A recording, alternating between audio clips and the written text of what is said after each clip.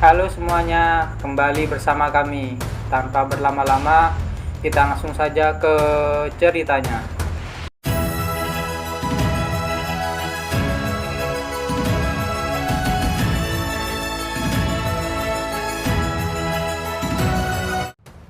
Di episode kemarin, kita sudah tahu kalau Jaemin diancam oleh Alpha. Kalian penasaran dengan kelanjutan ceritanya? Jadi, tanpa berlama-lama, kita langsung saja ke ceritanya.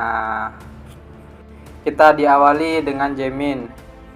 Jaemin berkata, "Apa menurutmu para orang dewasa akan membiarkanmu berbuat seenaknya? Aku yakin kamu akan bermasalah jika sesuatu terjadi. Kamu tidak perlu khawatir tentang itu. Selama aku memiliki ini, tidak seorang pun dapat melihat kita." Alpha pun merapalkan mantra untuk mengaktifkan artefak itu. Jaemin berkata, "Artefak sihir ilusi? Sepertinya kamu benar-benar seorang pengguna sihir. Karena kamu tahu apa fungsi artefak ini. Akan tetapi, kamu akan memohon ampun kepadaku dan menjadi orang yang merangkak di bawah kakiku, cepat atau lambat. Kalian berdua berhenti karena mantra silent miliknya." "Menarik sekali," ucap Jaemin. Tiba-tiba Jaemin mengeluarkan mantra. Jaemin berkata, "Pain, jangan matikan artefaknya. Jika kamu melakukannya, semua orang dapat menyaksikan wajah jelekmu yang sedang kesakitan." Alpha dan anak-anak lain mulai terjatuh dan menghancurkan artefak yang dibuat oleh Alpha. Alpha berkata, "Kepalaku rasanya seperti akan meledak. Aku akan membunuhnya. Tunggu saja. Tapi kenapa aku masih lemah? Bajingan itu penyihir kelas 4 dan aku hanya seorang kelas 2 biasa. Tapi bagaimana hal seperti itu bisa terjadi? Bukankah dia dilahirkan di keluarga kesatria? Bagaimana bisa dia begitu hebat dalam sihir di saat keluarga Walton itu terkenal dengan ilmu pedangnya?" Alpha dan anak-anak yang lain pun pergi dari tempat Jaemin. Anak buah Alpha berkata, "Bos, apa kamu yakin ini tidak apa-apa? Sudah, tutup mulutmu dan ikuti aku." Tiba-tiba adik Alpha memanggil, "Alpha, Renon, kenapa kamu di sini?" "Astaga, dingin sekali kalimatmu, Kak. Bagaimana bisa seorang adik diam begitu saja ketika kakaknya terluka? Itu kan, bagaimana kamu mendapatkan sesuatu seberbahaya ini? Memangnya penting pergi dan beri pelajaran pada anak Walton itu? Benar juga, apa pentingnya untuk mengetahui dari mana kamu mendapatkan itu? Yang terpenting adalah untuk benar-benar menghancurkan anak bajingan itu." Kita beralih ke sebuah tempat. Di sana ada kereta kuda yang baru datang. Kon Simon sudah berada di sana untuk menyambut orang yang ada di dalam kereta kuda. Kon Simon berkata, "Lama tidak berjumpa, Kon Walton." "Astaga, aku tidak percaya sang Kon sendiri yang menyambutku. Bagaimana kabarmu?" "Baik. Ayo kita masuk." Mereka berdua pun masuk ke dalam istana. Kon Walton berkata, "Apakah pestanya sukses?" "Tentu saja. Ngomong-ngomong, aku bertemu dengan anakmu. Bagaimana pendapatmu tentangnya? Dilihat dari seberapa cepat responmu, tidak ada yang bisa mengingkari jika kamu adalah orang bodoh untuk anak-anakmu. Mereka adalah alasan mengapa aku hidup. Aku iri kamu bisa merasa seperti itu. Ngomong-ngomong, anakmu benar-benar menakjubkan." Tidak hanya itu, aku benar-benar tercengang melihatnya. Apakah anakku terlihat punya bakat di matamu? Itu seperti meremehkannya. Dia yang terbaik dari yang pernah aku lihat. Tidak pernah ada manusia yang seberbakat dia dalam sejarah. Hal yang sama yang dikatakan Lin Mel. Lin Mel sudah bertemu dengan Jaemin.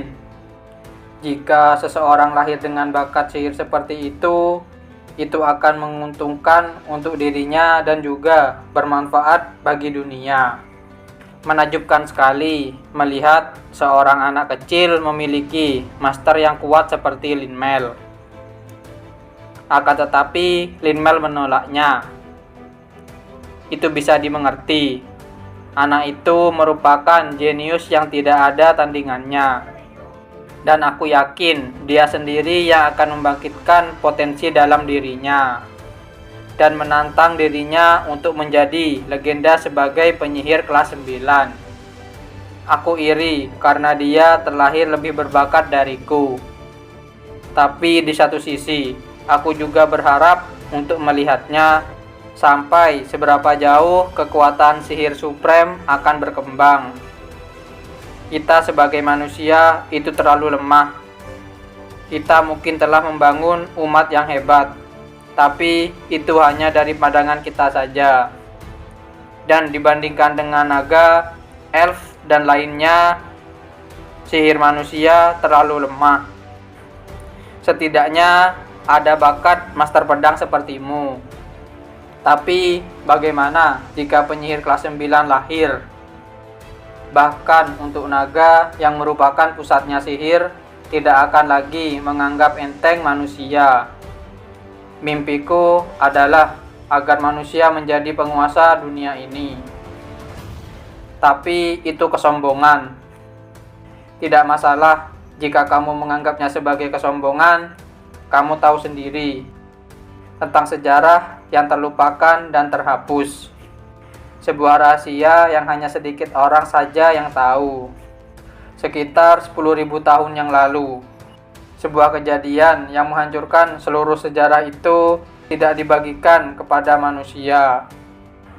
Bahwa kita butuh pembangunan kekuatan yang dapat mampu menandingi mereka. Demi mencegah sejarah dan umat manusia tidak dihapus lagi oleh kekuatan yang tidak diketahui. Sudah larut malam, ayo kita kembali dan istirahat, ucap Kon Simon. Kita beralih ke sebuah tempat. Di sana ada Jaemin yang sedang tidur. Ayah Jaemin mendatangi Jaemin. Ayah Jaemin bergumam, jadi ini adalah harapan yang orang-orang miliki terhadap anakku. Sebuah bakat yang begitu besar yang dapat membuatku khawatir sebagai orang tua. Bagiku, dia seorang anak kecil yang lucu dan menggemaskan. Jaemin, akan aku lakukan yang terbaik, jadi aku mohon bertumbuhlah dengan aman. Hari pun mulai berganti pagi. Di tempat makan, di sana ada Jaemin. Jaemin bergumam, mengapa ayah terlihat begitu putus asa kemarin? Ini bukan situasi di mana aku bisa mengontrol pikirannya. Hanya karena aku penasaran. Kemampuanku yang saat ini tidak akan mungkin bisa melakukannya. Tiba-tiba Asfali memanggil. Hai Jaemin, bukankah kita sudah selesai bicara kemarin? Aku tidak ada hubungan apa-apa lagi denganmu. Tapi aku punya. Kakak, aku akan pergi. Aku tidak mau berkumpul dengan kalian. Kemana kamu mau pergi? Setidaknya sapa dulu kakakku. Toh keluarga kita kan dekat. As, kamu jangan kurang ajar. Dan kamu harus bicara yang lebih sopan lagi. Beliau adalah anak Kon Walton, ucap kakak Asfali. Yang berkata itu ternyata kakak dari Asfali yang bernama Rebecca. Asfali berkata, tapi Jaemin bilang tidak apa-apa. Apakah kamu baru jatuh cinta dengan kakakku? Jamin bergumam, bagaimana kamu bisa di sini? Sosok yang sangat aku cintai seumur hidupku. Dan sosok yang mengorbankan dirinya kepada dewa-dewa demi diriku. Tidak aku sangka kamu akan muncul di hadapanku lagi. Tiba-tiba Alpha berkata, jadi kamu berada di sini, Jamin Walton. Tamat riwayatmu sekarang. Mulai sekarang kamu akan memanggilku sebagai bos. Alpha pun langsung menyerang Jamin dengan artefak yang dipegangnya. Apakah yang akan terjadi pada Jamin setelah itu? Kalian penasaran apakah yang terjadi? Jadi, jangan lewatkan di episode yang selanjutnya. Terima kasih sudah menonton video kami sampai selesai. Jangan lupa subscribe, like, dan komen, dan share video kami ke teman-teman Anda. Dan dadah!